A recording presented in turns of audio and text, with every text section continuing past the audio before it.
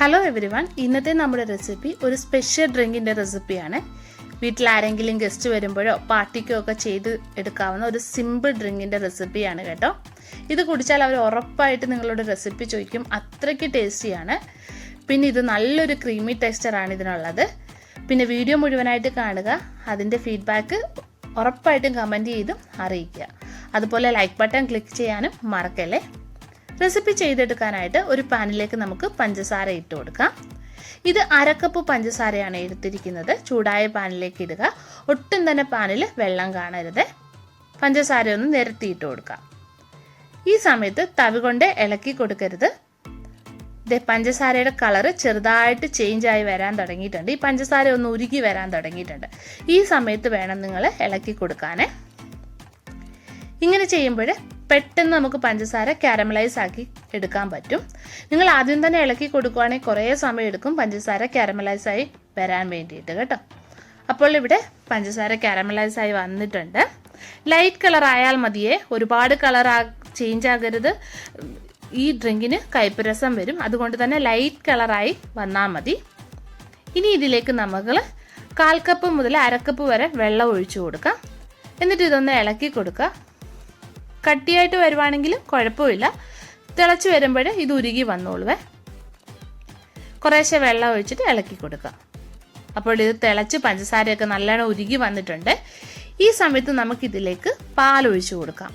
ഇവിടെ ഞാൻ 1/2 ലിറ്റർ പാലാണ് എടുത്തിട്ടുള്ളത്. അത് ഒഴിച്ചു കൊടുക്കാം. ഇനി ഈ പാൽ നല്ലോണം ഒന്ന് തിളച്ച് വരണം. അപ്പോൾ പാൽ തിളച്ച് വന്നിട്ടുണ്ട്. എന്നിട്ട് സിമ്മിലാക്കി ഇട്ടിട്ട് ഒരു 5 മിനിറ്റ് കൂടെ ഒന്ന് തിളപ്പിക്കുക.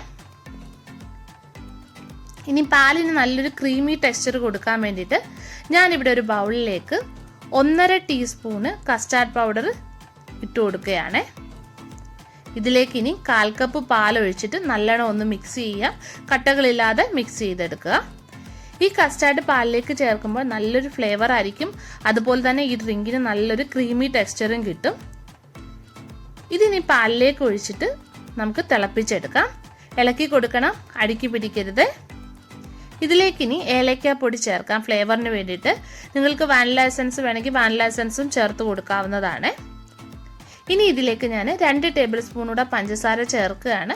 ഇതിൻ്റെ ടേസ്റ്റ് ചെയ്തപ്പോൾ എനിക്ക് കുറച്ച് പഞ്ചസാര കുറവായിട്ട് തോന്നി, അതുകൊണ്ടാണ് ചേർക്കുന്നത്. നിങ്ങൾക്ക് ഇത്രയും മധുരം കുറച്ച് മതിയെങ്കിൽ പഞ്ചസാര ചേർക്കേണ്ട ആവശ്യമില്ല. ഇനി ഇതിൻ്റെ ഫ്ലെയിം നമുക്ക് ഓഫ് ചെയ്യാം.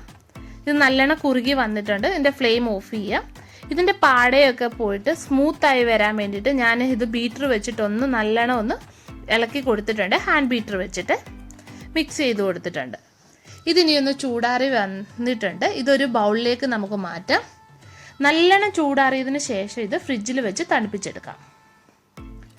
അപ്പോൾ ഇത് തണുപ്പിച്ചെടുത്തിട്ടുണ്ട്. ഞാനിത് ഹാൻഡ് ബീറ്റർ വെച്ചിട്ടൊന്ന് നല്ലോണം മിക്സ് ചെയ്ത് കൊടുത്തിട്ടുണ്ട്. അതുകൊണ്ട് ഒന്നുകൂടെ നല്ലൊരു ക്രീമി ടെക്സ്ചറായി വന്നിട്ടുണ്ട്. ഇതിലേക്ക് ഞാൻ കുതിർത്ത് വെച്ച ചിയാ സീഡ് ചേർക്കുകയാണ്. നിങ്ങളുടെ ഇഷ്ടത്തിനനുസരിച്ചിട്ട് ചേർത്ത് കൊടുക്കാം. ചിയാ സീഡ് ഇല്ലെങ്കിൽ കസകസ കുതിർത്തത് ചേർത്താലും മതി. അതായത് സബ്ജ സീഡ് കുതിർത്തത് ചേർത്താലും മതി. ഇതിലേക്ക് ബദാം കട്ട് ചെയ്തത് ചേർക്കാം. നിങ്ങളുടെ ഈ പിസ്ത ഉണ്ടെങ്കിൽ പിസ്ത കട്ട് ചെയ്തതൊക്കെ ചേർക്കാവുന്നതാണ്. നിങ്ങൾക്ക് ഇഷ്ടമുള്ള നട്ട്സ് കട്ട് ചെയ്ത് ചേർക്കുക. സബ്ജ സീഡും എല്ലാം നിങ്ങളുടെ ഇഷ്ടത്തിനനുസരിച്ചിട്ട് ചേർക്കാവേ. ഐസ് ക്യൂബ്സ് ചേർത്ത് കൊടുക്കാം. ഇത് നിങ്ങൾക്ക് ഫ്രിഡ്ജിൽ സ്റ്റോർ ചെയ്ത് 2-3 ദിവസത്തേക്ക് വെക്കാവുന്നതാണ്. അങ്ങനെയുണ്ടെങ്കിൽ ഐസ് ക്യൂബ്സ് സെർവ് ചെയ്യുന്ന സമയത്ത് ചേർത്താൽ മതിയേ. ഇനി ഇതൊരു ഗ്ലാസ്സിലേക്ക് മാറ്റാം. അപ്പോൾ മിൽക്ക് സർബത്ത് ഇവിടെ തയ്യാറാക്കി എടുത്തിട്ടുണ്ട്. ഇന്ന് സൂപ്പർ ടേസ്റ്റാണ്. ഉറപ്പായിട്ടും ചെയ്ത് നോക്കുക കേട്ടോ. എന്നിട്ട് അതിൻ്റെ ഫീഡ്ബാക്ക് കമൻറ്റ് ചെയ്തും അറിയിക്കുക. വീണ്ടും നമുക്ക് മറ്റൊരു നല്ല റെസിപ്പിയുമായിട്ട് കാണാം.